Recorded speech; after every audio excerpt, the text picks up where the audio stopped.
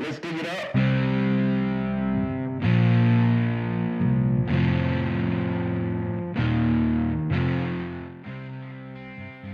Well, good day, everybody. My name is Lance Goolsby. Today is Sunday, the 21st of October, 2018, and today is GDA Radio Podcast Day. Thank you for every single one of you who is joining me live on the Facebook group Global Detection Adventures.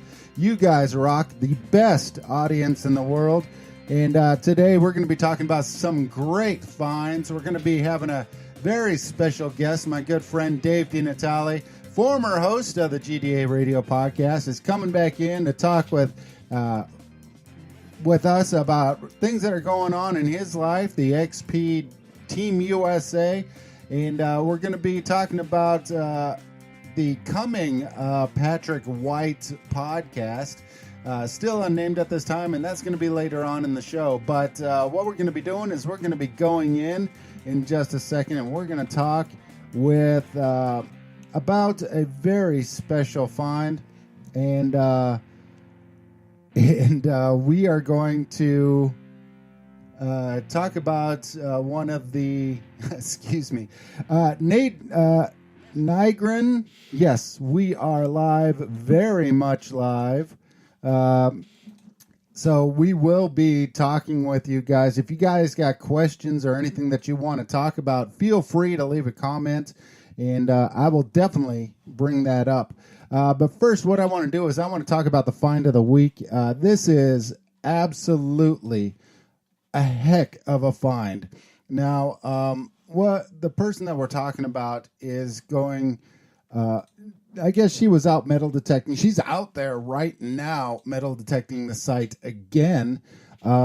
This is a find that she found, I guess, earlier. I don't exactly know when she found it, but we were talking about posting tokens. 42, our moderator, she asked people to post their tokens that they found on our group, and we had some amazing tokens come out, and you're going to love some of these. We got ones from Australia. We got Andover. We got beer tokens. We got lucky tokens. We even have plankton from SpongeBob SquarePants.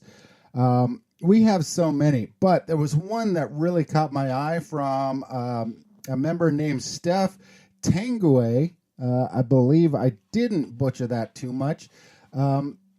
And she posted one that she wrote an 1863 Civil War Union anti-slavery token, which features the slogan, "Liberty and no slavery" on the obverse. On my token so far, my only token so far, and I'm thrilled with the historical significance. Now, I did a whole bunch of research on this coin, which I'm going to share with you guys shortly on the group page, so you can actually find that on there. But the great thing about this is the news that I got. Okay, let me give credit where credit is due. All this information is coming from a gentleman named Bill Jones, who's a retired coin dealer with over 50 years in the profession.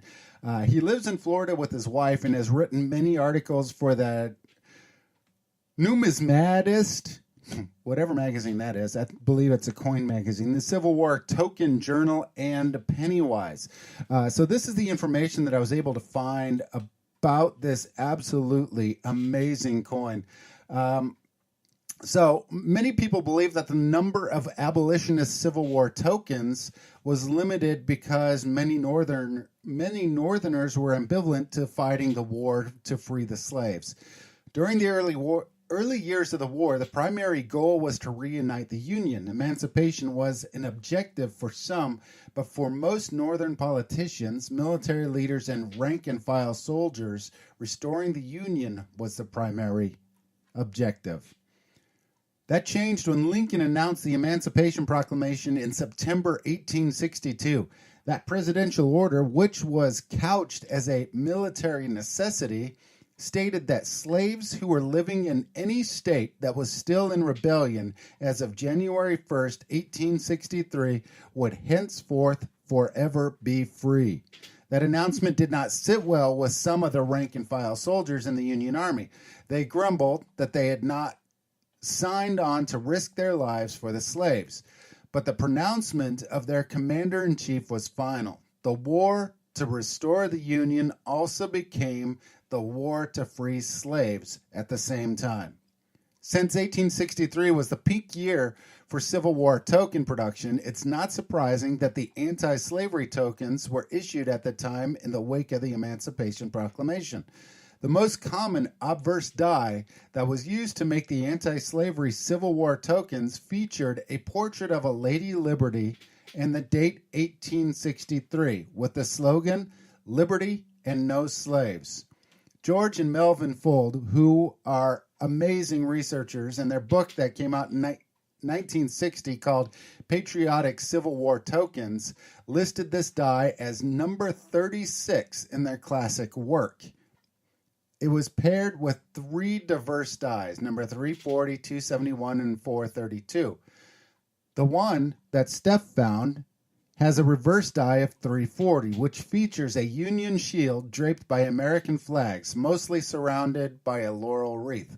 A liberty cap surrounded by 13 stars is hung on a pole above the shield. This is by far the most common variety that has die 36 on the obverse.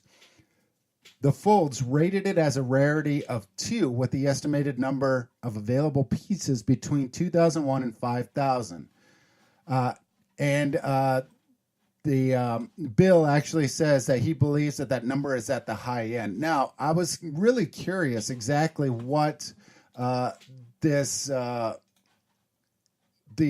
rarity of the Fold rarity scale was. So I did a little research into this as well. So the Fold rarity scale falls into two categories, the R and the C. The R meaning rare and the C meaning common. So they have from 1 to 10. What it does is 1 means that it's the most common and 10 means that there's only one in existence. So with a rarity of 2 or an R2, that means that there are between 2,001 to 5,000 examples. Now, if you go into the common scale, they have C1 to C6. Common means 12,500 to 30,000, and that goes up to C6 with a maximum of 3 million examples. So that gives you an idea that the token that Steph found only has between 2,001 and 5,000 known in existence. That does not mean that there are 5,000. It could be that there are only 2,001 examples of this coin. Now, there are other ones. They're saying that there are some with as few as 200, but these ones do not fall into that category.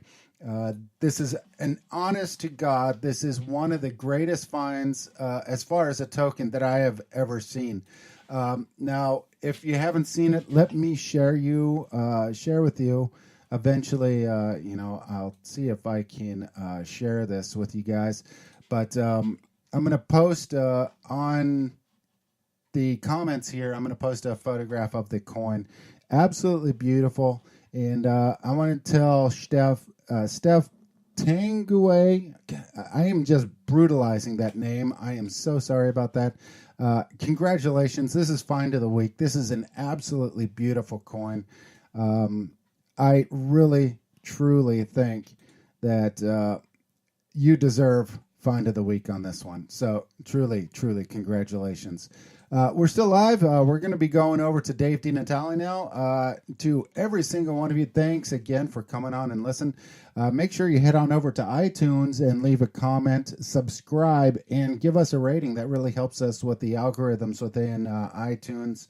And the more people that can leave us comments and give us a rating, the higher the podcast will be in the hobbies category, and we can reach out to more people. You guys make this happen. I can't do this. This is all based on you guys. So if you can do that, that would be truly appreciated. Eventually, I will be going through the list of the people that have left comments about the podcast, and I will be picking somebody to receive something, some kind of a gift.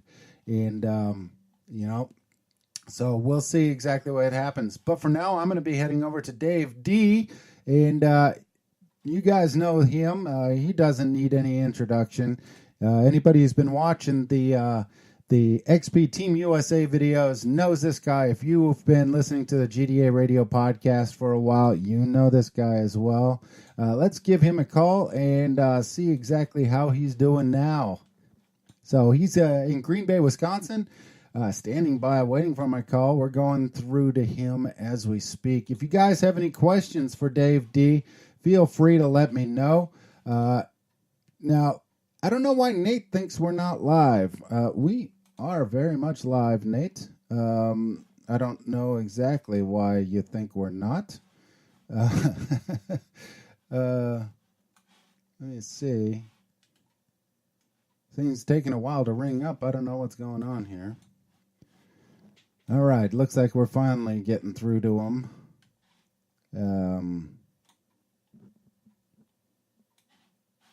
Odd. What's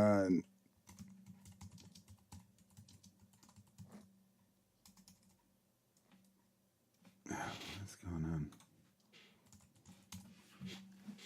What's going on with this thing? Dave, you there? Check. Can you hear me? Yeah, gotcha. I forgot I had my volume down on the computer. Sorry about that. All right, we good? Yeah, we're good. Hey, everybody, this is Dave DiNatale of XP Team USA, formerly GDA, my co-host and good buddy over in Green Bay, Wisconsin. Thanks, Dave, for coming in. I know you're extremely busy now. Whoa, I think we lost you. Are you still there? Yeah, I'm here. Are you okay? Yeah, I just had to close the window because I was getting a little bit of feedback, but we're good. Yeah, so you've been extremely busy over the last couple months. XP Team USA really moving up along the views and the watches all over Facebook, all over YouTube. How are you holding up? I'm holding up really good. A lot of exciting things are happening for 2019. What is it? 2018, 2019. We got a lot of great things happening. Can't wait. We'll talk a little bit about that. We just developed a really, really great core team. Yeah. And I can talk a little bit about that too. But I just wanted to mention that I haven't talked to you in a long time, and yeah. They said they couldn't get the Beatles back together, and here we are, the last two remaining ones. Of course, I'm Paul McCartney because you're the ugly one, right? Yeah, I'm Ringo, the one nobody really wanted around to begin with. Yeah, and I heard Patrick. He's still crazy as ever with his birds in the background. Yep. And just want to say hello to Kimmy because I think she's on. I haven't talked to her in a long, long time. But yeah, it's really good to be back on and to chat with you. Yeah, we've had about a 10-month break. It's been amazing. Our last episode was December last year together, and then we went on to the hiatus. I went on to the hiatus with the move and everything going on with surgery and stuff. And yeah, and then you started XP Team USA, and that's moving along. I'm loving it. Yeah, well, it was a little bit of a tough going, but we were pretty persistent that we knew what we wanted to do, and we finally, got the resources that we needed to start moving along.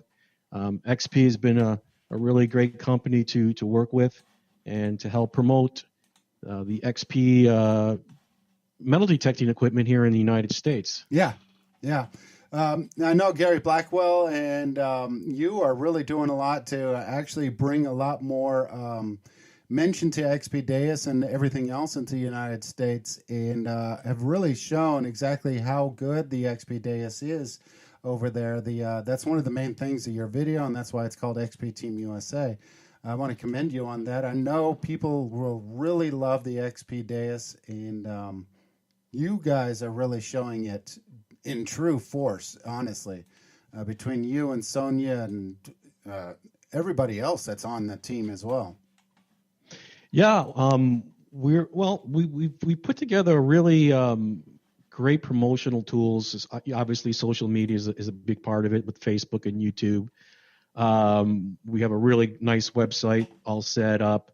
But the main driving force is our XP Team USA, the show. Mm-hmm. And it usually runs between 30 and 40 minutes. And it's TV quality. It's right up there. It's not your average YouTube video, although we're on YouTube and we share it on YouTube. We're using high-end equipment and lighting and editing, and it's coming along really well. We just finished our 4th show, and we're in production on our 5th one. And obviously that's probably won't be out to sometime mid-November. And then that's going great. We've got a lot of notoriety. Yeah. Especially from other metal detecting companies. They're really taking notice, and and it's positive. It's not nothing negative. We've gotten some really nice comments from people from Garrett and Mind Lab, Fisher, and they love the show. And it's although it's XP driven, it's a great metal detecting show. So anybody could be interested in watching it, and it runs really smooth. Yeah, and then that's one of the things I want to talk to you about. You guys have so many members, but how do you choose which videos are going to be used in each one of the episodes? I know that you take just about all the people supply you videos to use, but you can only use so many because you only have a certain block of time that you can actually put the stuff in. Yeah, our formula has changed in the last, I'm going to say 2 months, in the last 2 shows. We really wanted to go high end. We didn't want to just have basic YouTube videos with people that really weren't familiar using cameras, and they were using, phones with just bad quality, bad audio, shaky. So we're going with basically a main feature in every show and then a sub feature, and those are done professionally with our camera work, audio, and the way we edit and put things together. We have a great editor, Stuart Mina, and he's in England, and he's putting together all our shows. We get all the footage over to him. RC Dunn, he's out of Iowa. He's a main force in our putting together some of our features with editing, and so we're looking for more high-end videos, because we want the show to be very professional looking. We want people to watch it and enjoy it. We don't want people fast forwarding. How you do on YouTube. You get to a boring part. So it's a quick pace video, many different segments, and they run really strong. Yeah, and that's one of the things that I want to talk about. Now, you were just in episode 4. You guys were just metal detecting a churchyard, and in my opinion, it's one of the best produced metal detecting videos that I've seen ever, as far as a non-professional. I mean, there's a lot of the TV shows, but this was television show quality production for a YouTube video, and I was honestly absolutely gobsmacked when I saw this. I want to give you the credit and props that are due for that, because it was truly one of the greatest videos that I've seen. The information that you were able to get, and you provided a truly informative and fun to watch segment on that show, and so I wanted to give you the props for that one. I truly love that one. Well, I got to thank RC for helping me out on that one. I mean, I did all the footage and everything like that, but RC really did a great job of snapping it all together. There was just so much footage. It got really crazy for me. I just couldn't figure, okay, where am I going to put this? And RC was a big help in putting that feature together. It was really fantastic. Now, on that hunt, I saw that the weather was holding up for you guys. How was the hunt, and what was the best find that you actually found out there? Was there something that you weren't able to show on camera? Yeah, actually there was. The site itself is called the Shrine of Our Lady of Good Hope, and it's been there since the mid 1800s. And the main force is Adele Bryce, who actually had a vision or an encounter with the Virgin Mary. Yeah. So the whole site was built around that, the churches and boarding houses for the kids, and and then there was about 7 years after, it was 11 years after, on the anniversary of her sighting, the big Peshtigo fire came here in Wisconsin, which is the largest fire of destruction, land and life in the United States history. From a wildfire. Yeah, and actually that it surrounded that whole complex, and it was untouched by the fire. So there was a lot of supernatural, religious, everything was falling into place there. So our main goal was to try to get in there. We got exclusive permission and to try to find some religious relics, because for 150 years there's been processions praying, going around the whole facility once a year. They'll do a reenactment of that procession that happened during the Peshtigo fire. On our first hunt, we found some really great relics of crucifix and medallions, and I'm going to call it a rosary coin. Yeah. And then we also found some relics from the time period, like crotal bells and thimbles, and basically what you would find on a field here in the United States from the 1800s. Yeah. But we also went back and recently, a couple of weeks ago, and we actually found a medallion that dated back not only to the time of this encounter, but we believe that one of the artifacts we found actually belonged to Adele herself or her family member, because it dates back to prior to any of this happening, prior to her vision. Wow. So it's a really great relic, and a lot of our relics, everything we found is going to go into the. They have a visitor center where they have some artifacts and things they kept and found, and everything's going to go under glass. So anybody who comes to visit, and they do have 150,000 visitors per year, will be able to enjoy some of the finds that we sought out. That must be really, really fantastic feeling to know that something that you found is going to have so many eyes on it. Yeah, actually, as we were doing it, a group of people were coming by. Hey, did you find anything? And I go, yeah, actually we did. And they were sitting around as we dug up a crotal bell live with them. Mm. And then I showed them the piece of a rosary that I found with the bead still on it. Yeah. And one of the women there, she goes, can I touch it? Can I hold it? And then she started saying a prayer over it, So a lot of weird things were happening, where the church bells would ring and I would get a great tone at the same exact time and, find a really nice thing. And when I found my thimble, it was my first one. It was a pretty large thimble. It wasn't silver, but it was really large. And as I was actually digging it, you can hear the priest in the background. They have speakers that kind of go out into the yard. And he was doing the Our Father at the exact moment as I dug up my bucket lister. So yeah, it was some crazy things were happening. Yeah, that's fantastic. I remember that part of it. You can actually hear him talking in the background. Speaking of bucket list, now I know that. Well, first of all, for the people who don't know you, you were originally a coin shooter who has recently, I'd say within the last 10 months, switched over to relic hunting. How has that happened? How has that been for you? Yeah, actually, I started last spring. Was it already so long ago?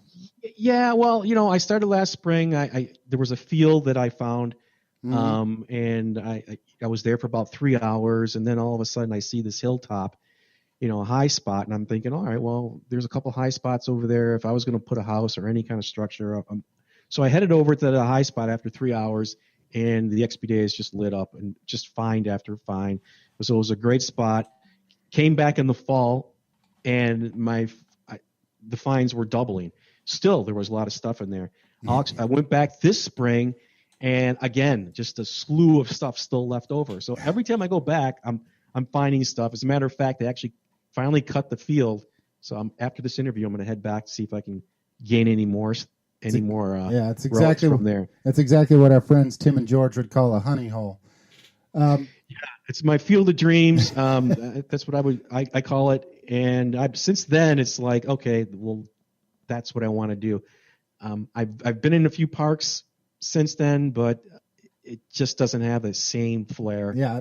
Once you hit a field and you start finding relics and you start finding, older things, you start to want to gravitate towards that end of the hunting. You truly do. You really, really do.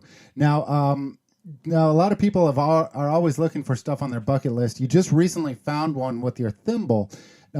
What is still on your bucket list, and what's in the number one spot? You know what's on my bucket list? There's some stuff on my bucket list that people are like, "What? Are you serious?"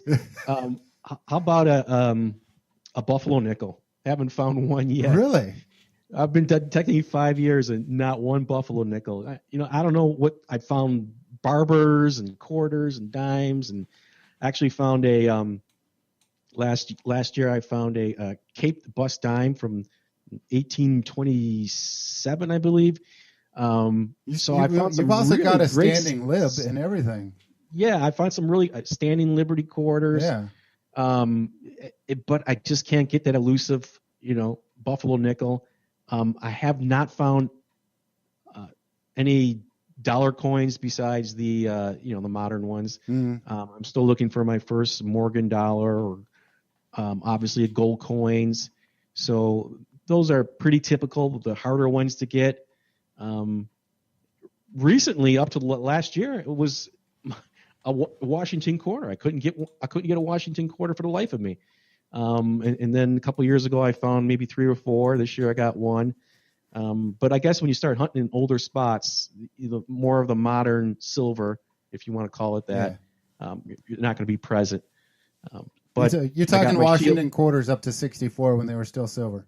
Right. Okay. I mean, I've gotten a lot of shield nickels and V nickels and things like that. I'm trying to get older. I'm trying to get into the seeded coins. I haven't been seeded yet either. But again, I've just started hunting fields. There's not many locations here in Green Bay where you're going to be finding seeded stuff. I mean, although that field that I'm in, there could be one in there. But I will be traveling a lot in the next 6 months and getting to places that I'll be able to get some of these stuff notched off my bucket list. Yeah. And today, what is to date the best find that you've actually dug up so far? Well, the oldest one I'm going to say, the one that really, really excited me was that cap bust dime, because it was so unexpected. I'm out in the field, and a lot of the stuff was ranging from large cents from 1840s 8 to 1888 and stuff like that. And all of a sudden, I hit a nice silver tone, and I dig it up, and I'm thinking, well, it's probably just a barber or something, and it just blew me away. So that would really excited me.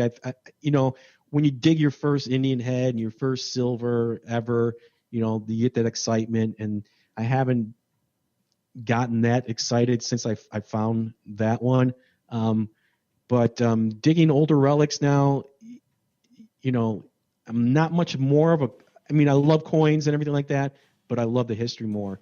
So I'm more interested in getting stuff that date to the period of the field that you're hunting on. Yeah, and you're really getting out there a lot now too, and especially with the XP Team USA helping you get into some of these locations, such as the church.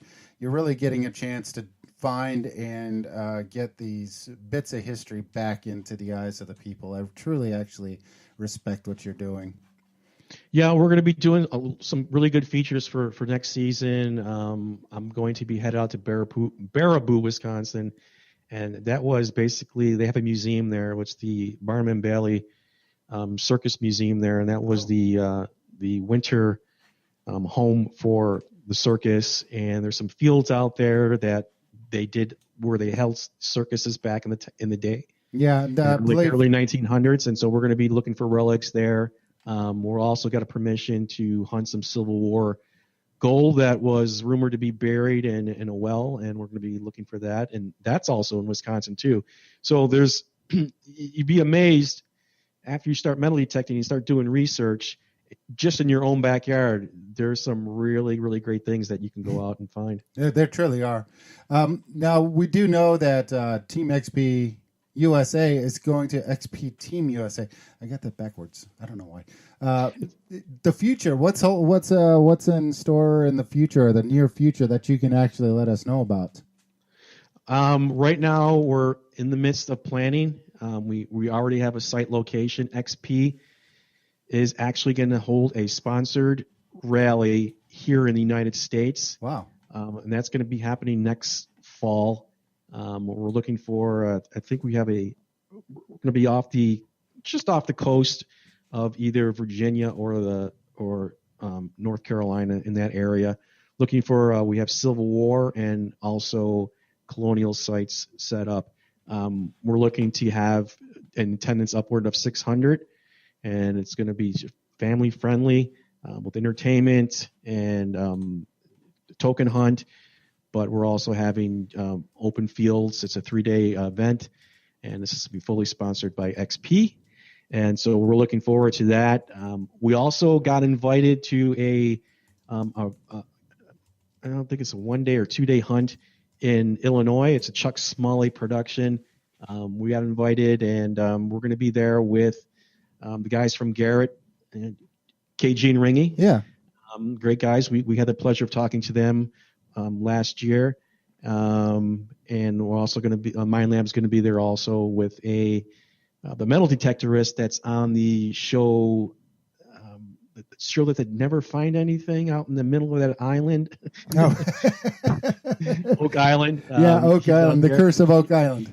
Yeah, he's going to be there too. So, yeah, it'll be nice to see these guys, have a beer with them, Yeah, it's great. Tell Patrick and, tell Tim and George hi from me. Really Definitely. Great guys. Yep. And then we got some minor 1-day events that we're going to attend. So the main thing this next year is to get XP out to these rallies. They're going to finally be visible. It's been a long waited time, and we've basically set up phase 1 here with all the social media aspects of it. Like obviously the show, Facebook, YouTube. Mm-hmm. We have a website, and next week we're actually having the inaugurated. Is that the word? Inaugurated? The first inaugural. Inaugural, same thing. Yeah. Event or the XP Day as Team USA podcasts will be heard for the first time with Lenny Quillen and David Kimball, two XP members that are putting together a nice podcast for us. So we got some really great things happening, and we're just looking forward to finishing up this year and getting ready for next year. When's that podcast going to be? Next week? Next week, Friday nights, 8 p.m. Central Eastern Standard Time. Okay. Yep. Yeah. And you can. It's going to be on Spreaker. So if you want to look that up and start following us right now, you can go on to our Facebook page and you can get all the information there. It'll link you right up to Spreaker, and then you can join up and get ready for next week. Yeah, absolutely. I wish Kimball and who else was on there? Len Quillen. I wish them both best of luck. If they need any kind of help, let me know. I can give them maybe some technical support or anything else. I might not be the best one for show quality, but hey, I do my best. But anyway, yeah. Now, what's in the future for Dave? For me, I'm. What do you mean, as far as metal detecting? Yeah, or just kind of hanging out. Anything you got going on is your YouTube channel Express Metal Detecting with Dave. Actually, that's been on hiatus because I'm spending more of my time with videos for the show itself. Yeah. So I haven't really paid much attention to it. As a matter of fact, I haven't even looked at it in a long time. But most of my videos I'm concentrating on for the show because each one of these features really it takes a lot of time to put together. Yeah. And so I don't have time just to go out and make metal detecting videos. And when I do, it's definitely for the show. But my plans for next year is to really help push XP here in the United States We'll be attending some metal detecting hunts. We'll continue with the show. We are going the new detectors coming out. It should be available for sale in the next couple of months. The ORX, and that is a mid-range metal detector. Basically, it's just like the little brother of the XP Deus. Okay. But it's a very good machine. It's a high frequency coil machine. It's all wireless capability with a controller. So it doesn't have as many features as the Deus itself, but it's still be an all around great startup machine if you're not able to get into an XP Deus right away. Oh, I don't doubt it. Yeah. And you want to be in the XP products, the ORX. Look for that to happen in a couple weeks. They did a media release, and then they went back to the factory and made some adjustments and things like that. So that should, like I said, it'll be ready in a couple weeks. Did they? I think that's the one that they showed at Detectival in the UK, wasn't it? Right. Yep. Yeah, exactly. Okay. A couple great things are happening too. We are now sponsored by Predator Digging Tools. Oh wow! Everybody in the United States knows George Lush. These are high quality digging tools made with U.S. steel, and he's sponsoring our team. He sponsored us with many digging shovels and hand tools. So we'll be using George's tools, the Predator digging tools. Also Omega Mill, the digging pouches, really high quality digging pouches are sponsoring us as well. So we're getting a little bit of notoriety. Like I said, we're not really in for the free stuff like everybody thinks when you get into a team, and we're basically, it's more business related with us. We're just trying to promote as much as we can, and whatever comes along in the meantime, that's fine. But our main goal is to promote XP here in the United States. Yeah, and where can they get in touch with you guys on Team XP? On Facebook and the website? Yeah, everything. You can go to our website at xpdeus-usa, or you can get us on Facebook at XP Team USA. Again, the podcast has the same name, website the same name, so everything. If you go onto YouTube, it's XP Team USA. So if you just type in XP Team USA in any Google search, you'll be able to find us everywhere. Yeah, that's fantastic. Yeah, make sure everybody gets out there and does that. Head on over to xpdeus-usa and or just do a Google search on it and find Dave on any one of those sites and help support the XP Team USA.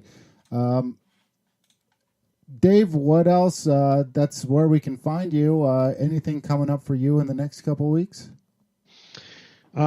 I'll be headed out to Columbus, Ohio on the 1st. We're going to be shooting a feature in Columbus with Tim Glick, a.k.a. the Junk Man. So I'll be there for four days shooting stuff for the feature. After that, I'll probably, our ground is going to start to freeze a little bit. I'll probably head out to Indiana and do some hunting with XP Sanya. And that'll probably be either in December or January. And then I'm going to be headed out to Galveston, Texas over the holidays. So I'll be there doing a little detecting while I'm there, too. That sounds like fun. All right. Well, Dave, thank you so much. I'm definitely going to be getting in touch with you again here really soon and find out exactly what's coming on. I don't want to be strangers anymore. Let's keep in touch, bud. Yeah, you could pick up that Deus again, man. Yeah. I don't know what you're using now, but put those toys away. Pick up your Deus again. Get out in the field. You know, I know you're in Germany, but you're still an American boy. There's no reason why you can't be on this team. So, you know, get going. That's all I got to say. Getting out there. One of the great things that I found, actually, I was out with the XP Deus about 2 weeks ago, and we were out on a field. I decided to go ahead and bring it out. This new one has been driving me crazy. The coil went bad. So I brought the Deus out, and I was just hitting silver after silver after silver. There were so many silver coins out there.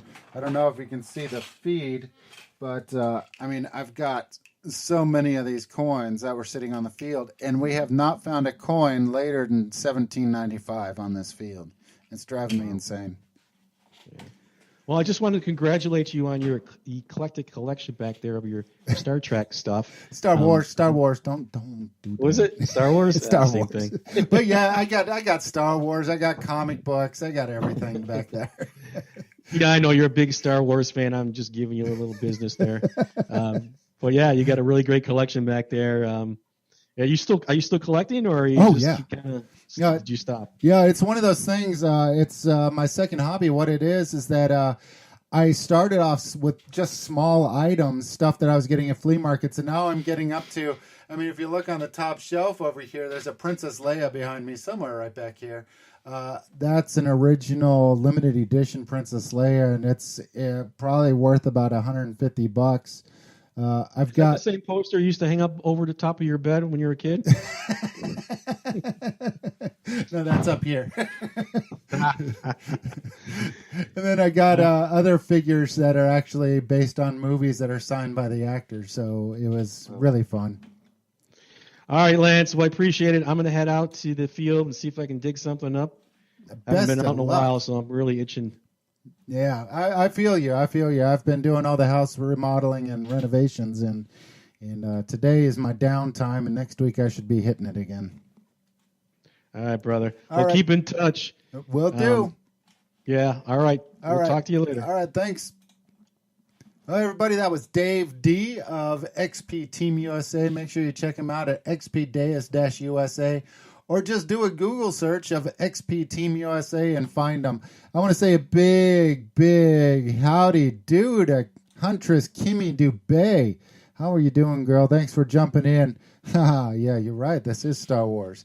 But yeah, for anybody who knows, me and my sons during the course of the last week, we just transported about 6 tons of concrete from our backyard to a container that's sitting in the front of the house, but we do not have any direct access, which means that we had to carry 6 tons by hand in buckets or in a wheelbarrow, where we dump it down to one level, dump it down another level, and then carry it out to the container that's sitting out front. It took a week to do it, but yesterday, with my son's help, we got about 4 tons moved to the front of the house, and all 3 of us are dead today. But I want to thank everybody for coming in. Now, we're going to be heading over to Patrick. For those of you who do not know, Patrick White is probably one of our oddest members. I know he's going to agree with me on that one. But he is a guy who is basically beginning some kind of a new podcast that's going to be coming out as well. And he's going to be talking about all kinds of things that are supernatural. So I'm going to go ahead and ring him up, and we're going to talk with him just real briefly and about this. And then we're going to be heading out for the day. We're going to be quickly approaching the 1 hour mark, and I don't want to get too far above the 1 hour. So for now, let's talk to Patrick. Patrick, I'm going to give you a buzz. Tell the birds to be quiet. I'm just kidding, dude. But anyway, so I'm buzzing you in. Let's talk about the podcast. And yeah, so all right. So for those that don't know, the podcast is kind of a paranormal podcast where we talk about all things from alien abduction to political conspiracies and everything else in between. And Patrick is going to be the host of this and talking with people from all around the world who have these kind of experiences. Patrick, are you there? Yes, I'm here, Lance. All right. Sorry, I had your volume up a little too loud. All right, so yeah, we want to talk with you officially on the record about the show that's going to be coming up. Now, you've had some amazing people kind of almost literally walk into your life, and you've recorded conversations with them. From government conspiracy of an ex-soldier who says that he's being followed and tracked by the U.S. government to a woman who said she was with a German secret space agency and had alien encounters. Yeah, Lance, I'm kind of all over the place at the time with this stuff. All right. Yeah. And it's kind of taken me by surprise, just as I started an investigation into the secret space program, and I listened to a lot of shows where, you have targeted individuals, and they talk about space aliens and boogeymen and Bigfoot, or just whatever, any crazy thing, and so I was kind of prepared when this guy walked into the shop the other day, and I'm a bicycle mechanic. Yeah. He walked in and he starts going off about being a targeted individual, and about how he thinks that there's these satellites that are always constantly hovering overhead, and that they're charging him with some kind of static electricity, causing his blood pressure to skyrocket, which it does do. It will unexpectedly skyrocket to over 200. It's been up to 220 when he was in Southern California when this all started 5 years ago. Huh. And then he's failed every metal detector test from here to Thailand. He married some hot little Thailand girl, and he's an old guy, and then she's really, really young, But anyway, I'm not bashing on that. Yeah. So, but he, he's genuine, when he tells me his story. I says, hey, let me break out my tape recorder and you can tell me your story. So he says, yeah, man, that'd be awesome. Mm-hmm. So he tells me the story while I work on his bike. And he thinks that he might have some kind of an alien implant in his body. And I'm just like, well, dude, it just so happens that I'm a pretty big metal detector guy, and I have some pretty badass equipment, including a carrot, and I've got the Technetics model. And then I have my Fisher Gold Bug and my Technetics T2 Classic. And so we arranged a time where he came back, and I scanned him. Mm-hmm. I scanned him with the carrot, and I didn't find anything other than the fillings in his teeth. Yeah. And then so it did briefly go off on his wrist, but I couldn't get the signal back again after that happened. So maybe it got too close to my belt buckle or something. Mm-hmm. I don't know. Yeah. So I went ahead and I broke out my Fisher Gold Bug, and it went crazy on his chest. And then I broke out. That's when I finally brought my video camera, and I videotaped me with my Technetics T2 Classic to see if it would behave the same way. And it did. For some reason, it went off on his chest big time. I got a good clear signal, and he claims he's never had any heart surgery. He was in Vietnam. He's a Vietnam era war veteran, even though that he was never actually in Vietnam. He was in the Philippines preparing to go there, but he had a top secret security clearance at the time. And so when I hit the pinpointer mode on the T2 Classic, it tells me, zing, man, there's something right there in the very middle of his chest at 6 or 7 inches. And so I'm just like, okay, get up, turn around. And then I do the same thing from the back, and it tells me that it's 6 or 7 inches. Well, it can't be quite that deep from both sides because he's just not quite that thick. So I don't know what's happening there, but there's some kind of energy.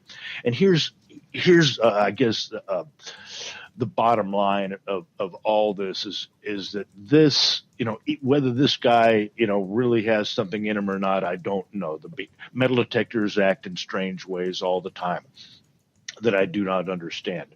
But I do think that we're coming to a boiling point where the metal detector manufacturers are going to have to face the reality that this is a growing epidemic.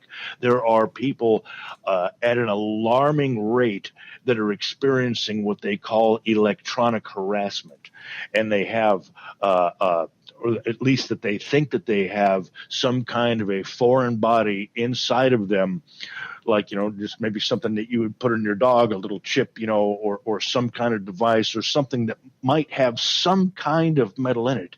And so these metal detector companies are going to have to come, they're going to have to come to the plate, man. And they're going to have to start coming out with metal detectors that are specifically designed.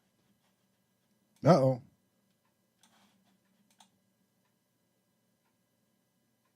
Patrick, you still there? Boy. See, this is the problem. We start talking about conspiracy theories, and next thing you know, we lost his signal. This is just insane. I mean, this is exactly what he was talking about was happening to him on Facebook, is that he was trying to share this stuff, and he got censored on Facebook. Let me see if I can get him back again. I mean, this couldn't get freakier. I mean, this is seriously happening. I have to call him back up. Hold on. This is just too epic. I am not kidding. This honestly did just happen. I cannot make this up. This sounds like something out of sounds like something straight out of some kind of a Supernatural or X-Files episode where the guy talking about a government conspiracy suddenly just the line goes dead, and it looks like we got him back. Patrick, are you back? Patrick. Oh, Lance? Yeah. Okay, so you can hear me? Yeah, I don't know. We got disconnected. Dude, it couldn't be more perfect. Talking about conspiracies and stuff, and electronic conspiracies, and electronic surveillance like this, and all of a sudden your line goes dead. It was just so funny. Okay, so I don't know where I was when it went dead. Yeah, you were talking about how the manufacturers are going to have to start making metal detectors for people. Yeah. Okay. I mean, so I really think that it's high time, and I really think that that there is a market for this, because this is an epidemic that is growing. It's not going away. No, absolutely not. It's not going to go away. And not only that, but there's going to have to be people that specialize in this. And I don't particularly specialize in this. It's just that I'm like just the first guy that's coming out and saying that this is important, that we need to do this, and that I might have already found something in this guy. I don't know. I don't know if I could take the detector and use it on anybody else, because he's the only guy that I've ever really tried it on. But I think that if people out there would start detecting themselves, because my brother recently found a foreign body in him during a CAT scan, because he has a lot of medical procedures, and the surgeons at Kaiser Hospital in California, they forgot something in him, that he had no idea that it was there. And so they found it when he was, I think, in Denver. Denver was running a CAT scan on him to see what was wrong with him, and they find this foreign body, this small little metallic thing, somewhere in his chest that they had forgot. So you're gonna love this. We just suddenly lost live feed as well. Oh, okay. Well, do you want to try again? Just a second. I'm trying to see if I can get back into it. Okay. Well, then let me. I'll just stay on the line with you. We're still recording. It's just the live video has been dropped. Yeah. Well, I'm recording this as we speak. Anyhow, I've been recording for quite a while now. I'm going for actually over an hour and 8 minutes. Oh, really? Recording the actual talk today? Yeah, I've been recording since you first called. Oh, okay. Let me get back into this. I don't know why it just says live video is interrupted. It is just so weird. And this is exactly the kind of things we want to talk about. Why does this suddenly do this? we start talking about this electronic espionage stuff, where you start bringing this up, and next thing you know, your microphone stops.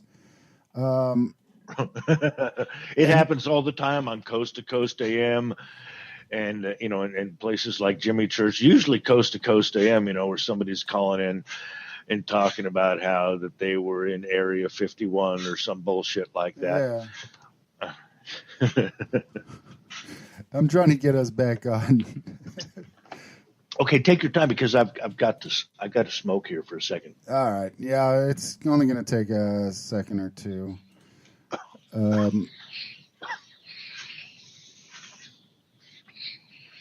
right. So, are we back?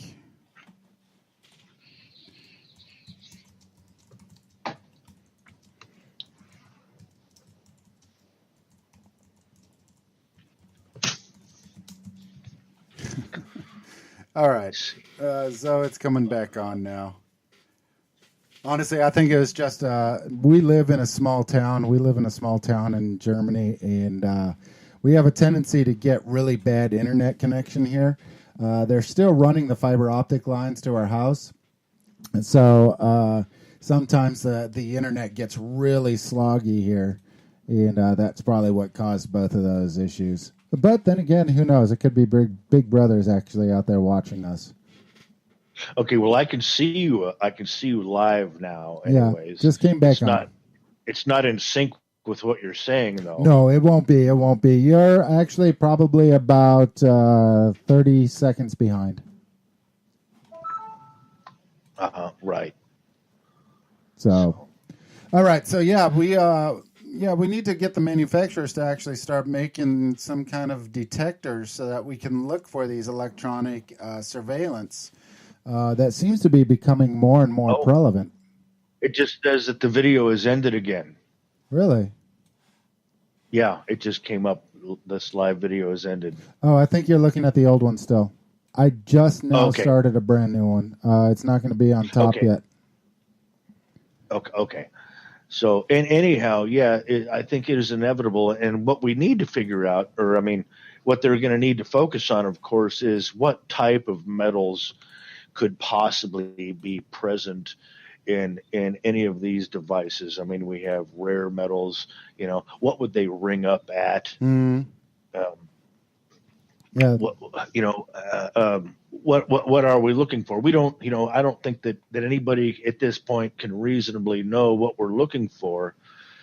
But we are looking for something. So what I did during my test, when I detected on Wayne, I turned the discrimination down to 0. That way it would detect any possible thing. And then I had to, it starts out at a default of 60, and that was too sensitive. So I turned it down to 25, and it was barely picking up something, So I turned it back up to 50, and then now it wasn't quite too sensitive, and it was getting a good solid hit on his chest. And then I went to pinpointer mode, and it went zing, and then his eyes bug out, because he could hear that, that there was a reaction to my machine. But there was no way that he could know that when he ran into me, that I was some kind of metal detector guy. He's just some guy off the street, that came in with a problem with his bike, and I'm working on his bike, and he starts going off about being chased by these satellites. And he wants, this is nuts, but he wants literally for everybody to come, like some kind of a massive horde of people to come over to his house and to actually see for themselves the satellite that's, or the satellites that are over his house. And so I went over to his house one night and talked with him, and recorded some video of the satellite, and it looks exactly like Mars. Is exactly what it looks like. So a larger red. The other satellites look exactly like stars. Yeah.